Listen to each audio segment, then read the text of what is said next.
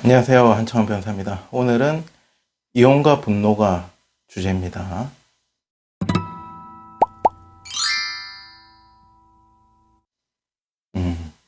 우리가 이혼 소송을 하시게 되면 크든 작든 배우자에 대한 분노가 있을 수 있죠. 그렇죠. 왜냐하면 배우자가 바람을 폈다 하면 그거를 내가 전혀 특히나 예전부터 배우자가 계속 바람을 펴왔다. 그런 경우에는 조금 분노가 어차피 예견된 일이고 이제 이혼하겠다 이런 느낌이라면 전혀 예상하지 못했는데 배우자가 바람을 폈다. 그런 경우에는 어때요? 분노가 하늘 끝까지 솟아오르는 상태로 이혼을 하러 오신다. 그죠? 근데 우리가 일반적으로 다른 이야기지만요. 우리가 사기를 당할 때 생각을 해보세요. 사기를 당할 때. 사기꾼들은 어떻게 하는 겁니까? 사기꾼들은 피해자의 욕망을 건드려요. 네. 나한테 투자를 하면은 돈을 얼마를 주겠다 해가지고, 여기다 돈만 넣으면 내가 돈을 벌 수 있겠지라는 내가 욕심이 생기면은 어떻게 됩니까? 정확한 이성 판단이 안 되죠. 그걸 노려서 사기꾼들은 사기를 친다. 그 연관된 이야기는 아니지만, 어쨌든 내가 이렇게 감정적이고 분노에 차 있을 때는, 잘못된 판단을 할 수도 있다는 것을 아셔야 돼요. 그러니까 이혼 상담을 하러 오시면은 어떤 분들은 변호사가 내 분노와 같이 공감을 해가지고 그 상대방 배우자를 같이 변호사도 이렇게 이런 인상의 변호사를 딱 선임해가지고 쪼아 붙여가지고 밀어 붙여가지고 이렇게 해야 되겠지 라고 생각을 해야지. 그런 내 분노에 공감을 해줘야지 저 변호사가 내 자기 일처럼 분노하면서 그렇게 일을 진행해 주겠지. 사실은 이제 그렇게 생각하고 오신 분들이 많지만, 저 같은 경우에는 그 이야기를 잘 들어주고 공감도 해드리지만, 대신에 그 의뢰인의 분노를 부추기지는 않습니다. 아시겠죠? 충분히 이해도 되고, 의뢰인께서 왜 이혼하고자 하는가도 이해도 되고, 그래서 그 이혼 의사가 확고한지도 확인을 하고 상담 과정에서, 그리고 이제 이혼 절차를 안내해드리고 하지만, 그거를 일부러 좀 부추기려거나 의뢰인께서 그것 때문에 내가 지금 이혼을 해야 되는지 말아야 되는지 명확하게 아직 안 서신 분한테 그걸 부추겨갖고 어떻게 그런 상태에서도 남편이랑 살 수 있냐, 이혼을 하시라, 이렇게 부추기면 절대로 안 한다. 제 철칙은. 왜냐하면 일단은 이혼을 결정하는 것은 매우 중요한 문제예요. 본인 인생에서. 일시적인 내가 그러니까 이혼은 계속 제가 말씀드리지만 이혼 성분은 정답이 없다. 상대방이 때렸든 바람을 폈든 당연히 이혼을 해야 된다는 건 없어요. 그러니까 어떤 분들은 그렇게 해도 내가 이혼을 안 하겠다 결심할 수도 있는 거고, 어떤 분은 그보다 더 적은 일에도 내가 이혼을 하겠다 결심할 수가 있는 거고, 그분은 틀렸고 저분은 옳고 그름의 문제가 아니기 때문에, 본인의 인생에서 중요한 부분이기 때문에 조금 이혼을 하느냐 마느냐에 대해서는 신중히 생각해 보실 필요가 있다. 그런 측면에서, 근데 저는 상담을 해보면 알아요. 그러니까 이 의뢰인이 분노가 찼다 안 찼다 이걸 상관없이 이혼에 대해서 결심이 확고하구나 아니구나를 알아요. 그러면은 이혼에 대해서 결심이 안 확고하신 분들에 대해서는 제가 조금 더 시간을 가지고 명확하게 결정을 하고 오시라고 말씀드려요. 그냥 성급하게 지금 좀 더 제가 부추기면 이혼할 것 같거든요. 부추겨가지고 이혼을 하려고 하지 않습니다. 아시겠죠? 그렇게 해서도 안 되고, 그렇게 해가지고 사건을 제가 받아놓으면 분명히 나중에 소송 도중에 이혼을 한다 안 한다고 또 다른 말씀이 나오세요. 저도 그런 걸 원하지 않고, 어쨌든 그게 그렇게 중요하다. 그 다음에 내가 이혼을 하려고 그 배우자에 대한 분노에 차서 갔을 때 그 분노에 공감을 해주는 척 한다고 해서 그것이 곧 내 일을 면밀하게 봐줄 수 있는 것은 아니다. 감정적인 나의 지금 흥분된 이 분노의 감정에 공감한다고 해가지고 그 분노가 소송에서 계속 표출된다고 해가지고 소송을 이기는 것이 절대로 아니다. 소송이라는 것 어때요? 어찌 보면 가장 차갑고 이성적인 거예요. 가장 차갑고 이성적으로 판단하는 거지. 판사가 그렇잖아요. 판사가 제일 싫어하는 거는 감정적 판단이에요. 판사는 이성적으로 판단했다고 소리를 듣기를 원하고, 증거에 기반해서 판단했다고 듣기를 원하고 합리적인 판단이었다고 듣기를 원하는 게 판사의 입장일 거 아니에요. 당연히. 그죠? 누구 일방의 말만 듣고 감정이 폭발해갖고 뭐 거의 여자 쪽 편을 들었다고 듣거나 남자 판사니까 남자 쪽 편을 들었다거나 이렇게 해서 내가 판결했다. 이렇게 보면 판사들은 그건 최악의 판결이죠. 그렇게나 판사님도 안 하고 모든 법적 절차는 사실 이성적인 범주에 있다. 다만 제가 말씀드렸듯이 가사소송이니까 그러한 특수성이 어느 정도는 작동을 하는 것은 맞다. 그러면 의뢰인의 분노가 차 있다. 그러면 정말로 잘하는 변호사는 어떠냐? 이 분노를 그대로 실는 것이 아니고 끝자리를 탁 잘라내야 돼. 무슨 뜻이냐면 남편이 막 때렸다. 5대를 때렸다. 분노에 차 있다. 5대를 때렸다. 그래서 내가 피 철철 흘리면서 피해를 입었다. 여기까지인 거예요. 여기까지를 딱 잘라내주면, 그죠? 읽는 독자인 판사님은 분노를 누가 하느냐. 내가 서면에서 분노까지 내가 다 뱉어냈어요. 그러면은 판사님은 그냥 객관적으로 그걸 바라봐. 아, 맞아서 원고가 열이 받았네, 화가 났네, 남편에 대해서 이래달라 저래달라 막 분노를 표출해요. 그럼 오히려 읽는 독자인 판사는 냉정해지는 거예요. 하지만은 끝자리 우리의 분노를 잘라내고 그 일련의 그 과정에 대해서만 딱 했을 때는 이렇게 해서 피해를 입었다라고 해서 분노를 잘라내라는 말은 무슨 말이냐면 우리가 피해자잖아요. 그죠? 피해자. 그 피해를 어떻게 입었다는 것을 보여주고 그 맨 끝에 그 감정의 끝자락을 적절하게 해서 이 분노를 내가 막 이 소장에 쏟아내는 것이 아니고 이 글을 읽는 판사가 나의 분노를 느끼게끔 하는 것이 가장 잘 하는 글인 거예요. 아시겠죠? 글을 다 읽었는데 판사는 오히려 냉정해지게 판단을 한다가 아니고 피해의 사실을 막 이야기를 하고 맨 끝자리에 내가 피해자라는 것을 보여주면은 그 분노는 판사가 느끼는 거예요. 그리고 상대방이 이제 거기에 대해서 뭐라 변명을 해도 이미 판사가 내 글을 읽고 내 편에서 분노를 하고 있다면 상대방이 이러쿵저러쿵 하는 이야기가 먹혀들지 않는다. 달리 생각해 보면 우리가 그래서 분노 끝자락까지 다 표현했어. 내가 혼자서 북치고 장구치고를 다 해버렸어. 독자가 느껴야 될 분노까지 내가 다 표출을 해버렸어. 그러면은 상대방은 뭐라 할까요? 아, 그래. 내가 때린 건 잘못했는데 판사님 저 상대방 또 이야기하는 거 봐보세요. 저 여자 장난 아니라니까. 평생 나한테 저렇게 괴롭혀 왔다니까. 그런다고. 그 중간에서 본 판사의 입장은 어때요? 아이, 남자 쪽이 때린 거는 더 잘못했는데, 여자 쪽에서도 좀 성격이 그래 보이네. 이럴 수 있잖아. 아시겠죠? 이게 지금 극단적인 예를 들어서 말씀드리는 거예요. 그래서 제가 지금 말씀드리고자 하는 건 뭐냐면은, 무조건 내 분노를 그대로 옮겨 써가지고 변호사가 그대로 그래서 다 집어넣는 게 좋은 게 아니라는 걸 말씀드려요. 변호사가 내 분노에 공감해가지고 나랑 같이 감성적으로 대응하는 게 좋은 게 아니란 걸 말씀드려요. 그런 변호사를 찾는 게 별로 좋은 게 이성적인 판단이 아니란 걸 제가 말씀드려요. 물론 나의 심정, 나의 상황에 대해서 공감해주는 변호사는 중요해요. 그죠? 하지만 그거를 가장 나는 분노를 다 쏟아내도 돼. 변호사한테는. 막 이러쿵 저러쿵 했다.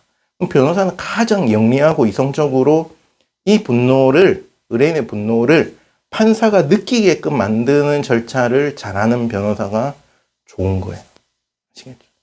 그 수위 조절을 잘해서. 대응을 잘해서. 그래서 분노에 관해서는 그렇다. 그리고 이 두 번째는 가장 중요한 건데요. 분노는 우리가 생각해보세요. 이혼 소송 시작할 때 분노가 이만큼이었어요. 근데 이혼 소송이 6개월이고 7개월이 가서 끝에 이제 판결이 나와요. 근데 동일한 만큼의 내가 분노가 남아있으면은 소송을 잘못하신 거예요. 분노도 어찌 보면 상대방에 대한 감정이 남아있는 거예요. 근데 우리 이혼 절차의 가장 좋은 거는 뭐예요?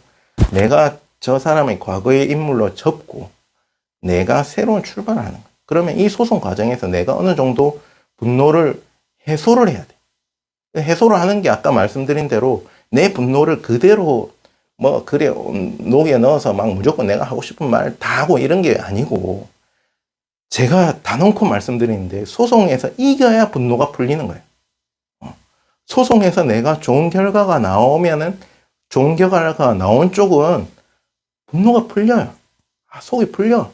그리고 내가 하고 싶은 말도 변호사가 중간에 다 해줬기 때문에 그 과정에서 우리가 소송 쌍방에서 싸움을 하는데 내가 우위에 있었고 결과도 내가 우위로 나왔다. 그럼 나는 분노가 가라앉아요. 나는 정리가 되는 거야. 나는 새 출발할 준비가 되는 거야. 그렇게 하는 것이 가장 이상적이다. 그렇기 때문에 막 처음에 분노가 차 있을 때 변호사님 내가 돈 줄 테니까 말도 안 되는 절차를 막 해달래. 이걸 해주고요. 저걸 해주고요. 이걸 해주세요. 저는 가급적이면은 안 권해드린다. 그거는 조금 이렇게 자제를 하시라. 또 뭐 형사고소라든지 필요한 게 있습니다. 그런 건 다 해드리지만 해가지고 이길 승산이 별로 없는 것들은 저는 안 하려고 해요. 왜 안 하려고 하느냐? 제가 안 해봤겠어요. 의뢰인이 원하고 내가 변호사한테 돈 준다는데 하면 돼요. 하면 되는데 결론은 뭐냐면은 결과가 안 좋게 나오잖아요. 그러니까 애초부터 가능성이 낮은 것들을 막 내가 열받는다고 딱 3가지만 하면 되는데 5가지를 해달라. 그래갖고 하면은 분명히 나중에는 변호사도 원망해요. 변호사님 된다고 했죠. 나 된다고 말한 줄 처음부터 나는 이거 하지 말라고 말씀드렸는데 나중에 결국이 안 되고 나면 본인은 분노가 더 남아. 배우자한테 분노도 더 남고 변호사에 대한 원망도 남고 이래 된다. 그걸 제가 알기 때문에 소송에서는 될 만한 걸 하고 이기는 게 중요하다. 어차피 안 돼가지고 질 거를 내가 지금 열받는다고 변호사님 저도 좋아요 이러면서 하거든요. 저도 좋다고 해놓은 사건이 실제로 졌다고 해가지고 괜찮아요 분노가 풀렸어요 이런 분은 없어요. 아시겠죠? 그냥 내가 열받으니까 5가지를 다 걸고 싶은 거야 상대방한테. 하지만 3가지만 집중해서 하시고 나머지 2가지는 안 하시는 게 좋다라고 제가 권해드리는, 변호사 입장에서 소송을 말릴 이유가 뭐 있어요? 소송하면 변호사는 돈 받고 좋은데.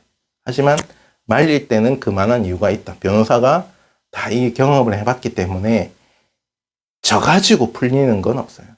저 가지고 분노가 풀렸다? 내가 이거라도 고소를 해봤으니까 분노가 풀렸다? 별로 없어요. 지면은 더 열받아. 그렇기 때문에 될 만한 걸 해가지고 이기는 것이 중요하고 그 과정에서 내가 분노를 풀어나가시는 것이 중요합니다. 아시겠죠? 그랬을 때 변호사도 좋고 의뢰인도 좋고, 그리고 저도 그런 일에서 이제 하나의 일련의 절차가 마쳤을 때 의뢰인께서 어느 정도 만족하시고 의뢰인께서 새 출발할 준비가 되고 과거의 사람에게 대한 분노도 어느 정도 다 해소가 되고 마무리가 됐을 때 저도 보람을 느끼고 의뢰인도 그게 가장 좋은 결과다. 반대로 저희가 대승한 사건, 제가 예를 들어서 말씀드린 거 보면 판결이 났어요. 났는데도 막 의뢰인한테 연락이 옵니다. 상대방 배우자는. 그래서 의뢰인이 저한테 연락이 왔어. 변호사님, 저는 이거 판결이 끝나면 끝날 줄 알았는데 왜 내가 이게 언제 끝납니까? 그래. 제가 의뢰인한테 한마디 딱 하죠. 의뢰인, 이미 끝났습니다. 상대방은 자기가 졌기 때문에 분노 해소가 안 되겠어. 쭈절쭈절 이야기를 시비를 거는 게 불과하고 그냥 연락처 차단하시라. 이제 보내면은 법적 대응한다고 하시고 연락처 차단하면 된다. 언제 끝나는 게 아니고 이미 끝났다. 그런 말들에 대해서 댓글을 해주면서 괜히 상대방의 분풀이를, 소송에서 지은 분풀이를 의뢰인께서 말라고 들어주고 계시냐. 그냥 끊어내시라. 그러니까 갑자기 의뢰인께서 얼굴이 표정이 확 밝아지시면서 이제 완전히 끝난 거군요. 알겠습니다 하고 가셨어. 그렇게 된다. 그리고 실제로 제가 또 막 대승을 한 사건이 있는데 그 사건은 어떤 거냐면 사실혼이었어요. 사실혼에서 재산분할 소송이었는데 몇십억대 소송에서 저희가 다 이겼거든요. 그 소송에서 상대방 변호사가 어떤 소송을 걸었냐. 몇십억대 소송이니까 1심, 2심, 3심을 저희가 다 이겼단 말이에요. 그런데 확정된 사건에 대해서 재소송을 건 거예요. 상대방은. 재소송을. 그게 되느냐. 소송에서는 기판력이라는 게 있어서 이미 확정 판결이 났으면 거기에 대해서는 더 이상 다투지 못한다. 근데 사실혼 관계에서 재산분할 소송은 이게 일반적인 소송이 아니고 비송 절차로 분류가 되거든요. 비송 절차에서는 기판력이 없다고는 돼 있어요. 하지만 형식적 확정력만 있다. 기판력은 없다고 됐어. 그러니까 그거를 악용해서 이미 1, 2, 3심을 다 이긴 몇십억 대 재산분할 사건을 다 이겼는데 상대방이 재소송을 걸어왔다. 근데 그게 상식적으로 생각하면 판사들이 바보도 아니고 1, 2, 3심을 다 몇 년 동안 심리해갖고 다 이긴 사건을 재소송을 건다고 되겠냐는 거예요. 이론적으로는 될 여지가 0.00001%는 있다고 치자고. 근데 그 상대방은 어때요? 자기가 전원이니까 분노가 해소가 안 된 거지. 그러니까 자기 변호사한테 자기가 요구를 했든 자기 변호사가 사건을 더 받으려고 그 의뢰인의 분노를 이용을 했든 어쨌든 말도 안 되는 재소송을 걸었단 말이에요. 그러니까 이런 일이 있을 수가 있다. 내가 분노가 이혼 소송 과정에서 내가 분노에 차있을 때는 명확한 이성 판단이 안 되고 그랬을 때 잘못된 선택을 해버리면 몇 년이 우리 의뢰인은 다 끝나고 해소하고 분노를 다 풀고 일상생활로 돌아가 있는데 상대방 배우자들은 소송에서 전호니까 거기에 대해서 분노가 아직도 안 풀려갖고 몇 년째 시비를 거는 경우가 있을 수 있다. 근데 우리 의뢰인들은 거기 동요를 하느냐? 전혀 동요하지 않는다. 0.00001%의 승소율을 가지고 자기들이 소송 걸은 거예요. 우리가 열받을 필요가 뭐가 있어. 이기고 소송 비용까지 다 물려버리면 될 문제이기 때문에 우리 의뢰인은 1도 신경도 쓰지 않는다. 그냥 변호사한테 맡기고 그냥 일상생활로 돌아가서 그 사람의 일은 이미 과거 일이 되어서 새로운 삶을 살고 계신다. 그게 가장 이혼 소송에서 분노를 잘 풀어나가는 방식이다. 는 말씀을 드립니다.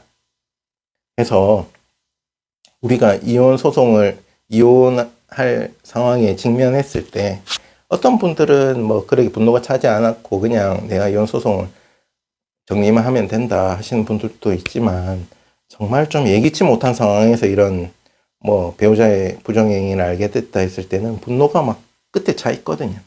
하지만 좋은 변호사는 그 의뢰인의 분노를 부추기거나 악용하지 않고 어느 정도 의뢰인 상황을 공감해주고 그 소송 절차에서 의뢰인께서 분노를 잘 풀어나가게 해주고 그 다음에 변호사의 역할은 뭐예요? 변호사는 뭐 어느 정도 의뢰인과의 심리적인 상담도 해드리고 할 수는 있지만 변호사의 본업은 소송을 이기려고 변호사를 쓰는 것이지 선이 많은 거지. 그죠? 아무리 내가 변호사가 내 의견에 공감을 잘해주고 해도 소송에서 져보세요. 그 분노가 안 가라앉는다니까. 그러니까 소송에서 최선의 결과를 내주는 것이 가장 좋은 변호사의 기본적인 역할이다. 그리고 그런 마음가짐. 그러니까 내가 지금 이혼 소송을 시작할 때는 분노가 이만큼 차있지만 내가 이 소송 과정에서 내 분노를 다 풀어내고 과정에서 내가 하고 싶은 말도 변호사 통해서 다 하고 결과도 잘 얻고 그래서 내가 이 소송이 막바지가 됐을 때는 나는 저 인간은 그냥 내 과거의 인간으로 남겨버리고 나는 새로운 시작을 하겠다. 이런 관점에서 소송을 하시는 것을 권해드립니다. 오늘은 여기까지입니다.